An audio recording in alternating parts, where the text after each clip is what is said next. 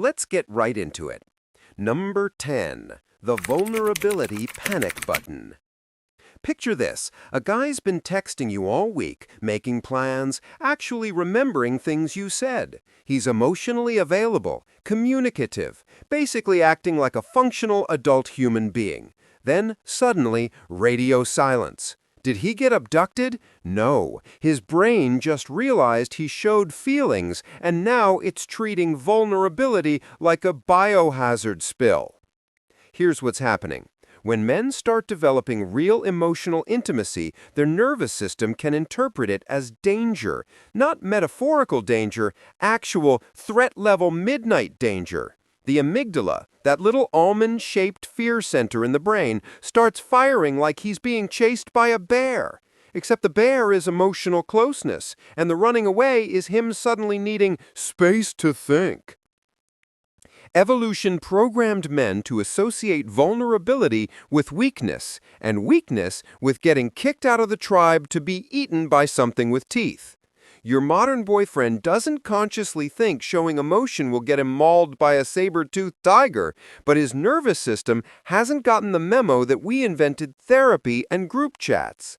So when things get good, when he's actually comfortable and open, his brain throws a little panic party and convinces him he's being too available or losing himself. Basically, his fight-or-flight response is allergic to emotional intimacy. Number 9. The phantom independence crisis. Some men will be perfectly happy in a relationship until they suddenly wake up one morning and decide they're losing their identity. Nothing changed. You didn't ask him to move in or meet your parents. He just had a random Tuesday and his brain went, "Wait, am I enjoying companionship? That's suspicious." This is called reactance theory in psychology. When people feel their freedom is threatened, even if it's not actually threatened, they'll do the opposite of what they're supposed to do just to prove they still can. It's like when someone tells you not to press a button, and suddenly pressing that button becomes your entire personality.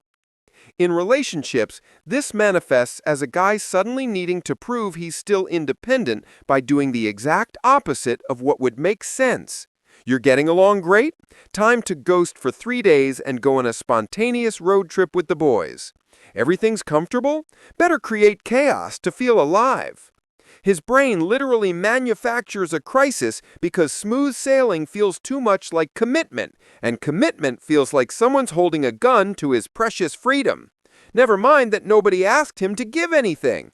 The threat is imaginary, but the retreat is very real. Number 8. Success means expectations. Things are going well? Cool! Now there's a standard to maintain. And for some men, success in dating triggers the same response as success at work: immediate fear of disappointing people. When the relationship is new and chaotic, there's no pressure, you're both figuring it out. But the second things stabilize and get genuinely good, his brain goes, "Oh no, now she expects this level of effort all the time."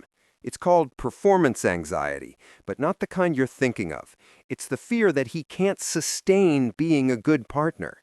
So instead of trying and possibly failing, he just doesn't try. It's like a student who does well on the first test and then stops studying because now everyone expects A's, and what if he gets a B? Better to not take the test at all. This is also why men will sometimes sabotage good relationships right when they're becoming great. If he pulls away first, he controls the narrative. He's not the guy who couldn't keep it together. He's the guy who needed to work on himself or wasn't ready. It's a preemptive strike against future disappointment. Your brain does this too, by the way. It's just that socialization trained women to be more afraid of losing connection than losing autonomy. So women's version looks like overcompensating instead of withdrawing. But the fear is the same. What if I can't live up to this? Number 7. The intimacy allergy. There's a specific type of guy who's physically attracted to you, enjoys your company, thinks you're great, and will absolutely combust if things get too emotionally intimate. Not because he doesn't like you, because intimacy feels like walking into a room where everyone's speaking a language he doesn't understand, and instead of admitting that, he just leaves the room. It's called avoidant attachment. People with this pattern literally experience closeness as suffocating. Their nervous system learned early on that depending on others is unsafe. So now, as adults, whenever someone gets too close, their body responds with the emotional equivalent of an allergic reaction. Heart rate up, cortisol spiking, brain screaming, "Danger!" The cruel irony? These are often the guys who pursue hardest at the beginning. They're amazing when there's distance to close. But the second they're actually close, the second the relationship feels secure and stable, their system interprets it as a trap. So they create distance again. Not because they don't care, but because their brain has been wired to believe that independence equals safety and partnership equals inevitable abandonment. So they leave before you can leave them. Healthy? No. Common? Extremely. Number 6, the fantasy was better. You know what's easier than an actual relationship? The idea of a relationship. And some men are absolutely in love with the fantasy version of dating. The chase, the uncertainty, the projection of who you could be together. But the second things get real and good, reality can't compete with their imagination. This is the grass is greener phenomenon on steroids. When things are new and undefined, his brain gets to fill in all the blanks with best-case scenarios. You're not just a person, you're a potential life-changing romance novel. But when you start spending real time together, and he learns that you're, a human with morning breath and strong opinions about dishwasher loading, the fantasy cracks. Psychologists call this the idealization devaluation cycle. Some people get addicted to the early-stage dopamine hit of new romance. The butterflies, the excitement, the constant novelty. It's like a drug. But real relationships require transitioning from that high-intensity honeymoon phase to something deeper and more stable. And for some men, stable feels boring. So the second things shift from exciting new to comfortable good, they panic and decide you're not the one because you don't make their heart race at 2 p.m. on a Wednesday while you're discussing grocery lists. Never mind that nobody's heart races during grocery lists. The fantasy version of love did in his head, and you're being compared to a person who doesn't exist. Number 5, emotional claustrophobia. Imagine someone asks you to hang out every single day, except they never actually ask. They just start showing up in your space, existing near you, expecting you to feel happy about it. Even if you like them, at some point you'd feel suffocated, right? That's how some men experience emotional progression in relationships, except nobody's actually crowding them. They just feel crowded. This is called enmeshment anxiety. It's when your brain can't tell the difference between healthy intimacy and losing yourself in another person. For men who grew up in households where boundaries were blurry or emotions were overwhelming, adult relationships can trigger this primal fear of being consumed by someone else's needs. So when a relationship gets good, when there's real emotional connection, their brain interprets it as a threat to their selfhood. Not because you're doing anything wrong. You could be the chillest, most independent person on the planet, and his nervous system would still be screaming, "Abort mission, she's getting too close." It's the emotional equivalent of someone standing slightly too close to you in an empty elevator. Technically, there's plenty of space, but it feels like an invasion. And instead of communicating that or working through it, most men just hit the emergency stop button and bail at the next floor. Number 4, the oxytocin betrayal. Here's a fun fact. Oxytocin, that love hormone everyone romanticizes, can actually make men panic. When you're getting close to someone, cuddling, having deep conversations, spending quality time, your brain floods with oxytocin. For women, this generally feels warm and bonding. For men, sometimes it feels like their autonomy is being chemically hijacked. Studies show that while oxytocin increases trust and bonding, It can also increase anxiety in people who have avoidant attachment styles. Essentially, the hormone is doing its job, making him feel connected to you, but his brain is treating that connection like a foreign invasion.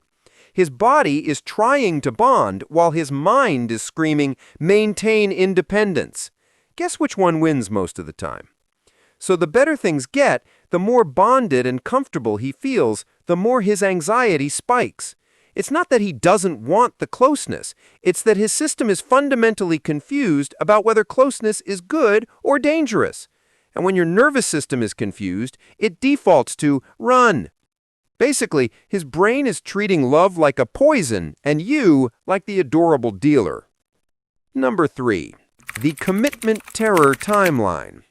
There's this weird window where things transition from casually dating to actually serious, and it's like a psychological landmine for a lot of men.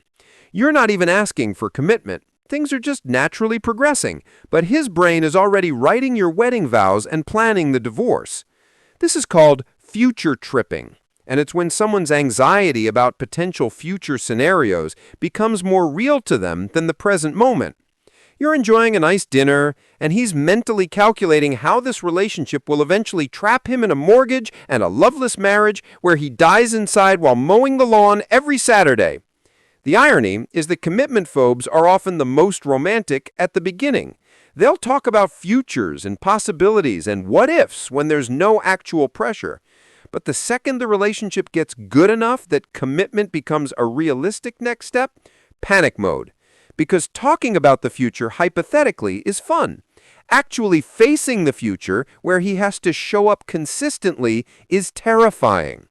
And here's the thing, it's not about you. It's about his relationship with the concept of commitment. Some men view commitment like a prison sentence, not because relationships are bad, but because they've internalized this idea that being committed means giving up who they are. So when things get good, their brain goes, "This is the slippery slope to losing myself," and they'd rather blow up something good than risk finding out if that fear is true. Number 2. They're afraid they're not enough. This one's gonna hurt a little bit because it's both sad and infuriating. A lot of men pull away when things get good because deep down, they don't think they deserve good things. You're being amazing. The relationship is healthy. Everything's working. And their brain goes, "Just can't be real. I'm going to mess this up. Better leave before she realizes I'm a fraud." Welcome to Impostor Syndrome Relationship Edition. It's the psychological phenomenon where someone achieves success and then becomes convinced they don't deserve it or can't maintain it. For men who struggle with self-worth, a healthy, functional relationship can feel like a ticking time bomb. The better it gets, the harder they'll eventually fall when they inevitably reveal their true inadequate selves. So they self-sabotage. They pull away, create problems, or pick fights, not because they want to lose you, but because they're convinced they're going to lose you anyway, and controlling the ending feels less painful than waiting for you to leave. It's a self-fulfilling prophecy wrapped in emotional terrorism. The worst part? When you try to reassure them, it often makes it worse, because now they feel guilty for making you deal with their insecurity on top of everything else. So they withdraw further to protect you from their mess, which is just them protecting themselves from having to be vulnerable about why they feel unworthy. It's layers of defense mechanisms all the way down. Number 1. They don't actually know why. And here's the absolute wildest part. A lot of men who pull away when things get good legitimately cannot tell you why they're doing it. They'll say things like, "I just need space," or "something feels off," or "it's not you, it's me." And they're not lying. They genuinely don't understand what's happening in their own nervous system. Emotional intelligence isn't something humans are born with, it's learned. And a lot of men grew up in environments where emotions were something to suppress, not explore. So when their body starts sending panic signals about intimacy, they don't have the vocabulary or self-awareness to identify what's actually happening. All they know is they feel uncomfortable, and the relationship is when it started, so clearly the relationship is the problem. This is called alexithymia. the inability to identify and describe emotions. Not full clinical alexithymia, but a mild version where someone can feel anxiety or discomfort but can't trace it back to the root cause. So instead of saying, "I'm feeling vulnerable and that scares me because I associate vulnerability with weakness," they just say, "I need to be alone right now." And the frustrating thing is that you can't fix this for them. They have to develop the emotional awareness to recognize their patterns. But most won't, because pulling away works in the short term. It relieves the immediate discomfort. Never mind that it destroys potentially great relationships, the nervous system doesn't care about potential. It cares about right now. And right now, running away feels better than staying and figuring out why being happy feels so terrifying. That's all for today. I'll be making more videos like this, so subscribe if you don't want to miss them.